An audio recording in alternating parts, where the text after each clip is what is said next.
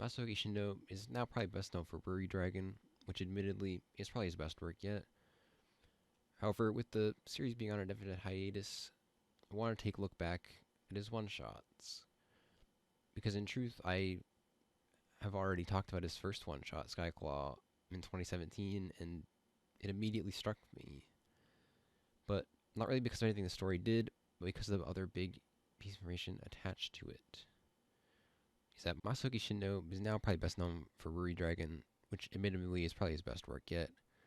However, with the recent news of the series being on an indefinite hiatus, I want to take a look back at his one-shots. In truth, I already talked a bit about his first one-shot, Skyclaw, in 2017, and it struck me pretty immediately. But not really because of anything the story did, but because the other big piece of information that came with it, which is that Shindo made his debut with 2 simultaneous one-shots in Jump Cross at the age of 17, which was about the age I was at the time. And my little adolescent brain was immediately struck by this information that someone around the same age as me was making a professional debut in a sense. And yet I was still just listless going through high school, watching anime and talking about it. But Skyclaw, I owe part of me too, which is that it kept me going. I read Skyclaw, and it inspired me to keep pushing myself creatively. And here we are, 5 years later with their newest serialization, and that same feeling reignited, along with just an all-consuming desire to talk about these other one-shots. He's made 5 up until Ruridragon became a serialized manga, and they're all pretty interesting case studies. So I wanted to talk about them and kind of show them off because they're really interesting to look at. So we're going to start with the beginning and look at the first 2 one-shots that started it all. So we're going to start with Skyclaw. I figured I'd start with this one because it's one I've thought a lot about. It's the one I have the most connection to. And the common theme between this one and the next one, which I'll talk about in a little bit, is that their influences are evident in every ounce of the piece. Skyclaw is the story of Shiro, an angel without wings, who's trying to invent wings for himself. It's a typical protagonist who has no powers while everyone else does, but then the protagonist actually is the strongest power of them all. Basically, you could put Deku in here and you would have a largely similar story. You can see the inspiration is straight through, which isn't to say that that's a bad thing. It's just the story is very simple and very, very straightforward. Or the one main difference between Deku and Shiro is that Shiro doesn't get to keep the ultimate power forever. He gets there for the big moment, but then he's back on the grind, making more wings for himself. And I think you can really see a connection between Shindo the artist and Shiro the inventor, or really just about art in general, where it's Shiro just never stops. He just keeps making these wings. They fail, he keeps going. He keeps going. He keeps making his Icarus wings better, even after they fail, every time. He's just an artist trying to constantly make work. And if it fails, he keeps going. He just keeps going and going and going. And I don't really know how many failed one-shots there were for Shindo. It's pretty cool to have 2 in at once, but I don't know how many fit between that or before that we just never saw. But Shiro's dedication, even if it is so very simple and so very on its sleeve, was inspiring to me. And the longest period Shindo has ever gone without a one-shot before Ruridragon was 2 years. But between 2016 and 2018, he had one every year. None of them made it to series, but he kept trying. He kept making another one or another one or another one until we eventually got to Ruridragon, where we are today.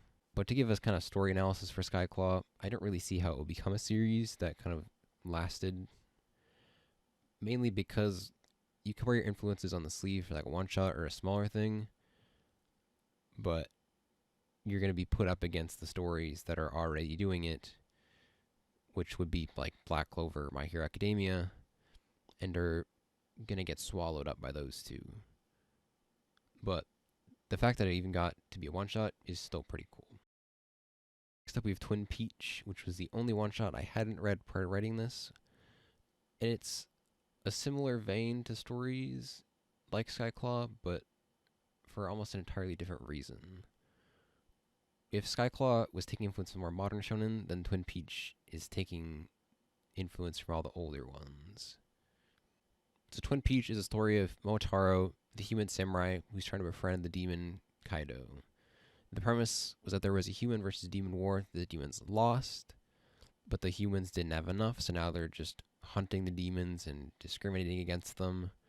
But Momotaro is a good boy. He doesn't want them to be discriminated against and believes that they can coexist if they actually take time to understand each other, which feels a lot like the kind of talk no jutsu from Naruto. But as I said, it wears the old influence on its sleeves. Momotaro wants them to get along, but the rest of the world does not. They want to keep discriminating and killing the demons. But a more noticeable thought reading Twin Peach was the art looks a lot like One Piece. I can't really give an exact, like, the way they draw this is this, and it looks like One Piece. It's just like my vibes or like how my eyes see the thing. And it also happens to align with my idea that this one is influenced from the more older series, even though One Piece is still currently being serialized. However, in the same vein as Skyclaw, I can't really tell how it become a series that lasts. I don't really know how Momotaro would be able to get people to stop being racist, nor do I really trust a 17-year-old to handle and address that issue with complexity. But Twin Peach, it's at least an enjoyable one-shot, and that's good enough. Next up, we have Joreshi Rentaro no Yakusoku from 2017. This is kind of the first one-shot where I looked at it and I went, I can kind of see the Ruridragon here. But mainly only through Kuri, who her class and herself are just so chill, which is like the Ruridragon class where they're just vibing. They don't care if she's part dragon. Which aligns with the plot of Joreshi Rentaro, which is that Kuri's a girl who has a little white eye and a streak of white hair, of which the class is just like, that's pretty sick, dude. I love that. But it turns out that it's because she attracts ice demons, because the little white bit is like an aura that spawns them. And this is where Rentaro comes in, who's just the big dummy who means very well, but he's just everywhere in her life because he's like, oh, there's a demon, I gotta go. But then appears at awkward moments. Which, it turns out, was because Rentaro sealed the demon of the iced variety inside her. So the white in her eye and her hair is because there's a demon there. But he did this because he couldn't defeat it, and then he dipped out for 4 years to become really strong. Which feels like the point that we would make a serialized story about, where you just have Rentaro training. But it would depend on how you did it, which is, I don't know how interesting it'd be in the long run. But it at least like makes sense. I can see the world line where it was a serialized story. Next up, we have Count Over, which is an incredibly simple plot.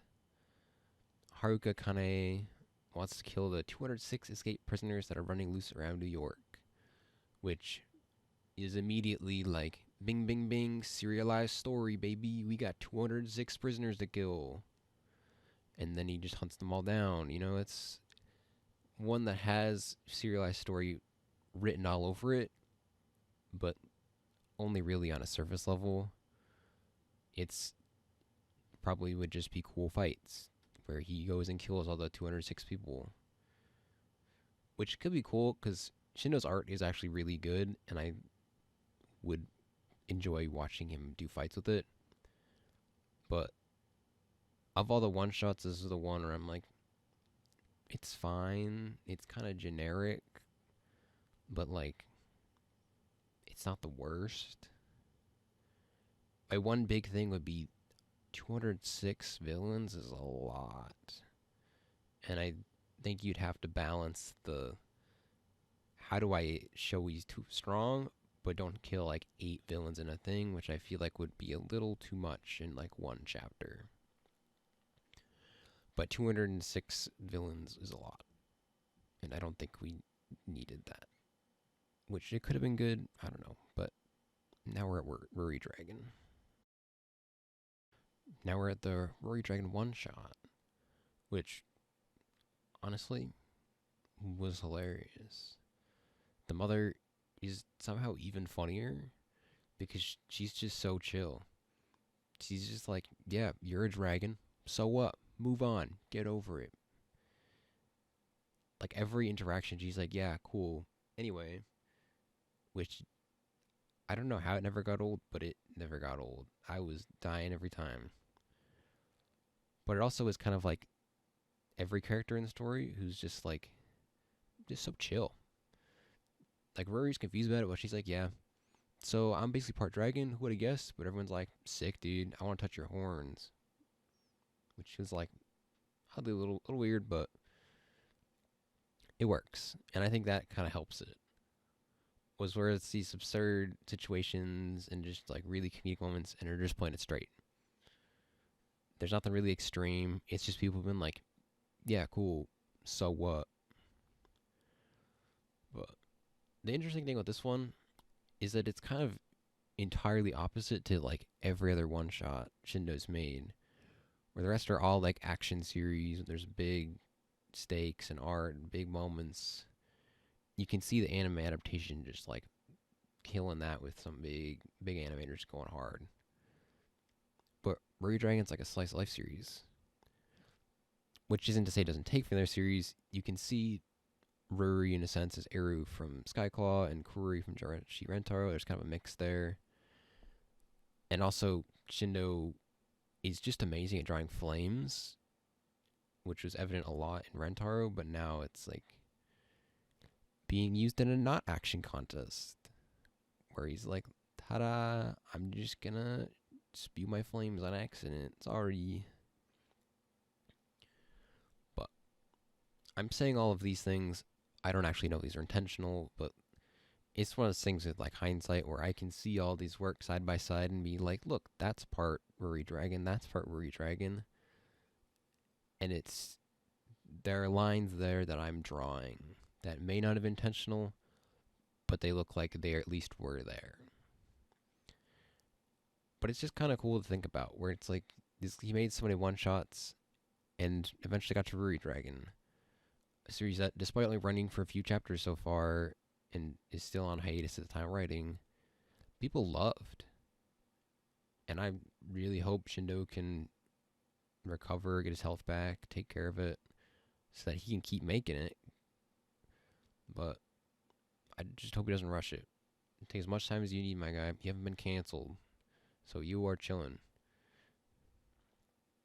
Because Shindo to me is kind of like an inspiration in a way, which is partially why I did this video. Was like, I just wanted to show off Shindo, to be like, look, here's this cool guy I found like 5 years ago, but also kind of as like a thanks, where it's like, thanks for this little one shot you made when you were like my own age at the time, that kept me going and kind of has stuck with me in my mind. It's favorited on every computer I own, and I read it every so often when I'm like, I should read Skyclaw. That was a fun little read. And it gives me a vigor and a fighting spirit. But at time writing as well, there's no legal way to buy the first volume of the English release, but I'd imagine it's going to come out eventually, and I will be first in line to buy it, and you should too.